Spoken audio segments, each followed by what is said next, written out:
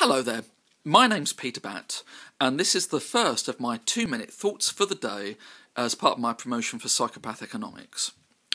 And I'm going to dedicate, or I'm going to use as the subject of my first talk, a piece posted by Robert Reich, the American political economist, who talked today about how inequality is rising to almost Victorian levels, to the levels that were seen at the end of the 1800s. And he talks about, for instance, the low pay for the poor, the declining share of income that the middle classes and the poor have experienced over the last 30, 40 years, particularly the last 20. And the way that wealth is concentrated in a very small elite, and how damaging this is for both our democracy and the political system, but for the functioning of our economy. And he puts a whole series of ideas forward, which I'll share on my Facebook page, for how we should address this.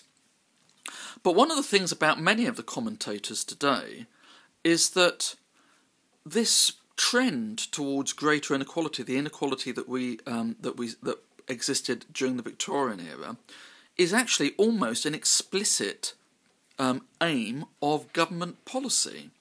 Certainly here in the UK, every time you listen to George Osborne talking about cutting back the state and the welfare state and reducing the ability of working people to push for above subsistence earnings, you can see that actually that Victorian era is actually where we're headed and where he wants us to be. And so my point for today, very simple, is that if we want to address inequality, that's the middle classes and the poor, we need to get together, form a grassroots movement and exercise our economic leverage. Okay, arguments are going to get us nowhere. Had arguments been useful, then we wouldn't have got into this position in the first place.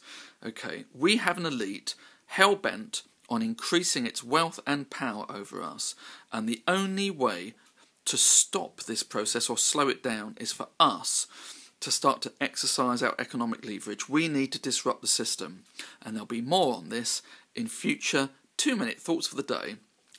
Bye, until next time.